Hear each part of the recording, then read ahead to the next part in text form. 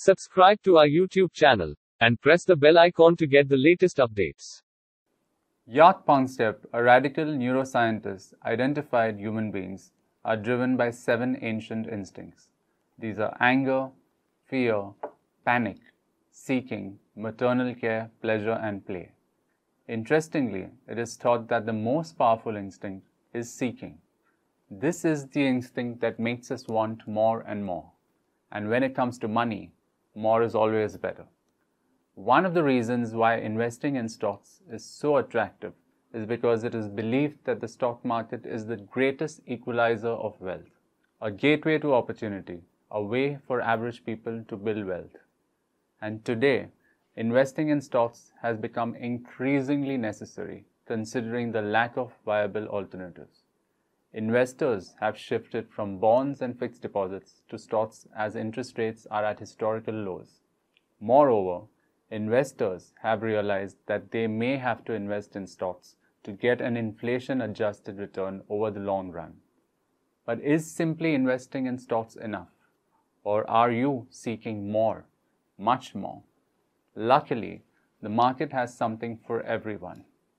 Now, what if I told you that by investing in the same stock at the same exact price and time, you can earn a return of 111%, or some more, which is 369%, or much more, that is 1046%.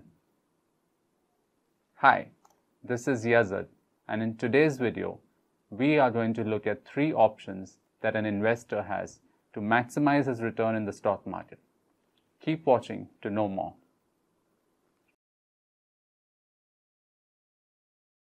Now, although there are no specific stock trading strategies that can guarantee a profit, there are strategies that can help increase your returns on money invested in the market. In today's video, I'm going to talk about 3 basic ways an investor can buy a stock, and then we will compare how the returns can differ significantly in each of these methods. Now, like I said, these are just very simple basic strategies, and so this video is primarily for newbie investors and beginners to the stock market. The purpose is to educate such investors, and hopefully they can then study more of this and get a better understanding of it before investing their hard-earned money. But before we proceed any further, do keep in mind that all of these strategies do carry certain risks, as does all investing in the stock market. Alright, now with that out of the way, let's begin. For the purpose of this video, let us use the example of the stock of Tata Motors to demonstrate how an investor named Ramesh can maximize his profit. Now, at the time of recording this video, Tata Motors is currently trading at Rs 439.8 on NSE. Ramesh is very bullish on Tata Motors and believes that the price could shoot up to Rs 480 over the next month, and hence he decides to buy the stock. Now, if Ramesh is right and he can sell the stock at Rs 480 in, say, the next 30 days, then that would mean an absolute return of 9.14%. Now, if he were to annualize that, it would be a phenomenal return of 111% per annum. Well, Ramesh should be happy with that, right? But wait, Ramesh is human. And what is the most powerful instinct that humans seem to have? Seeking. Seeking more and more. What if Ramesh could get a return as high as 1047% within the same period? Interesting? I'm sure you too seek to know how. Well, without further ado, let us look at the 3 choices that Ramesh has before him to maximize his return from buying the stock of Tata Motors. The first option that Ramesh has is buying in the cash market and taking delivery of shares. Now, conventionally, Ramesh can choose to buy shares from the cash market and take delivery. Now, let's assume Ramesh decides to buy 2,850 shares of Tata Motors at the current market price of Rs 439.8 and take delivery. Now, why 2,850 shares, you may ask? You will get to know that in a bit. For this transaction, Ramesh would have to shell out Rs 12,53,430. For simplicity, we are not going to add brokerage and any other charges for this entire exercise. Ramesh could look at buying a Tata Motors stock futures contract. Dalal Street is pure economics, and if there is an opportunity to make money, leverage can make it much more profitable. So before we go any further, let's understand what leverage is. Leverage is a trading mechanism which investors can use to increase their exposure to the market by allowing them to pay less than the full amount of the investment. By using leverage, investors can take on a greater position in a stock without having to pay the full purchase price. In the stock market, investors can use leverage by way of derivative contracts, which is futures and options. Ramesh could buy a futures contract of Tata Motors instead of the regular delivery-based buying seen in the first example. A futures contract is simply an agreement to buy or sell an asset at a future date at an agreed-upon price. Now, the obvious advantage of buying a futures contract is that only a fraction of the total amount has to be paid by the investor as margin money. As these contracts are standardized, everything related to them is predetermined. The lot size and expiry dates are two such parameters. Lot size specifies the minimum quantity that you will have to transact in a futures contract. Lot size varies for every stock. Now, all future contracts are time-bound. The expiry date of the futures contract is the date up to which the agreement is valid. Beyond the valid date, the contract ceases to exist. For Tata Motors, the minimum lot size is 2,850. And this answers your earlier question as to why we chose this exact quantity to be purchased by Ramesh. This is the minimum lot size for a Tata Motors futures contract, and for comparison's sake, we take the same quantity across all three investing options for this example. Currently, the nearest expiry contract available for Tata Motors is dated 28 April 2022. The current market price for the future contract expiring on 28 April is at Rs 442.5. For buying one lot of 2,850 shares at Rs 442.5, Ramesh would have to pay only Rs 3,77,050 as margin money. Now, as you can see, this is much lower compared to the Rs 12,53,430 that Ramesh would have paid in case of actual delivery. Now, finally, let us look at the third option. Ramesh could also buy an option contract, specifically a call option, as he expects the price of Tata Motors to rise. An options contract gives the buyer the right but not the obligation to buy or sell the underlying asset within a specified date, known as the expiration date, and at a specific price, known as the strike price. Purchasing shares of Tata Motors in the cash market involves too large an investment, and Ramesh would rather not purchase it in the futures market, as futures leave you open to an unlimited risk. Hence, to benefit from this expected rise in price, Ramesh would be ready to stake a small sum of money, and a call option is ideal for this situation. Now, at the current market price, Ramesh can buy a call with a strike price of Rs 440 and the same expiry date of 28 April by paying just a premium of Rs 21.5 per call. With the lot size fixed at 2,850, the total amount payable would be Rs 61,275. So now we can see that the amounts invested in all three examples are significantly different as the leverage changes. Now let us look at each scenario in the table below and determine the various outcomes if the price of Tata Motors does rise to Rs 480 on or before 28 April as expected by Ramesh. First, let's start by looking at buying in the cash market. At the current market price of Rs 439.8, if Ramesh buys 2,850 shares, he would have to shell out Rs 12,53,430. As this is a delivery-based trade, he would have to make full payment of Rs 12,53,430 and take delivery of shares. In the case of futures, again multiplying the future price of 442.5 by the quantity of 2850, the total purchase value works out to rupees 12,61,125. However, as this is a future contract, now we can see the leverage come into play.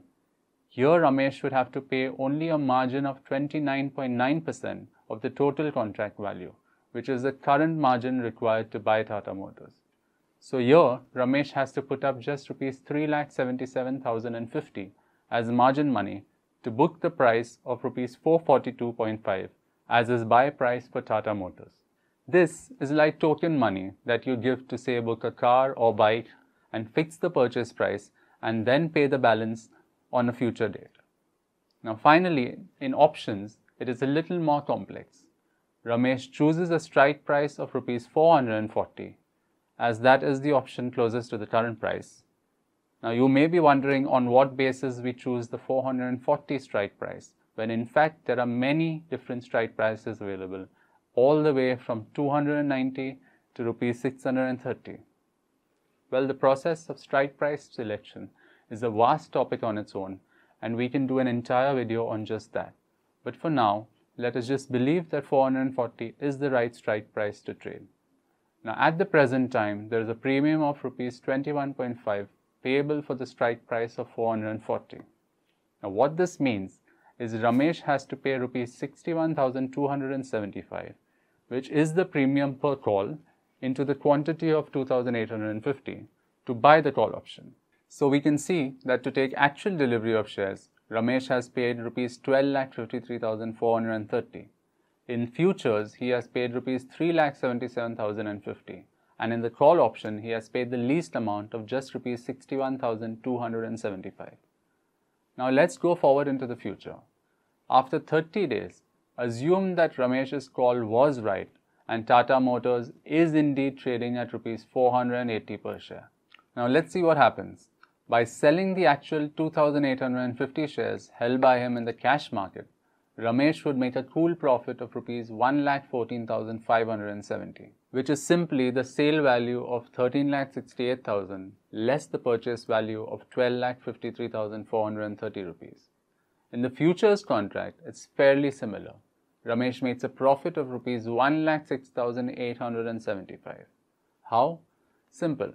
Profit of rupees 37.5 per share, that is the sale price of 480 minus the cost price of 442.5, multiplied by the quantity of 2,850, which is rupees 1,06,875.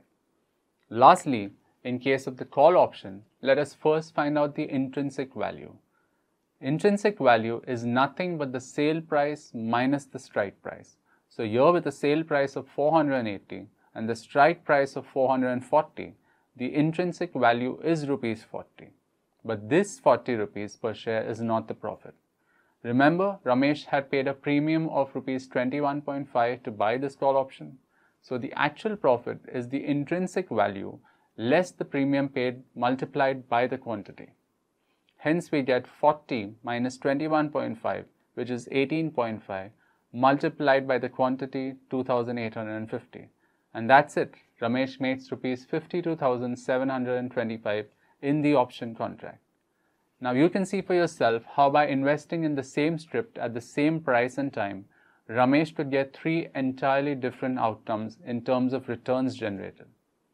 Although Ramesh earns the highest profit of rupees 1,14,570 from the delivery-based trade as compared to using leveraging, you will notice that in terms of return on investments, it is by using the call option that he has earned the maximum return. By investing just rupees 61,275, Ramesh has earned an amount of rupees 52,725 as compared to rupees 1,14,570 by investing over 12.5 lakh rupees or rupees 1,06,875 earned on his investment of rupees 3,77,050 in the stock futures. And that is the power of leveraging. It boosts returns exponentially since you are using less of your own money. However, please understand that this works well only in case you are on the right side of the market. Being a successful stock investor requires a lot more learning and studying than most people think. Using leverage for stock transactions carries risks, as it can cause very high losses and constant payouts by the investor in case the market turns against you. Therefore, using leverage is only recommended for investors who are accustomed to higher risk.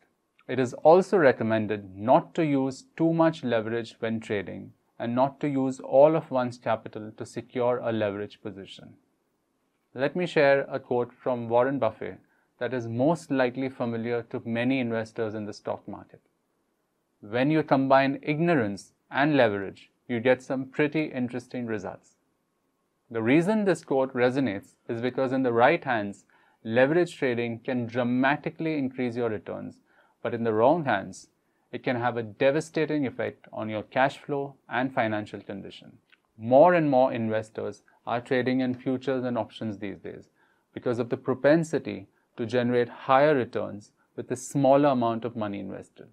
However, unfortunately, not everyone is as lucky as Ramesh in this example.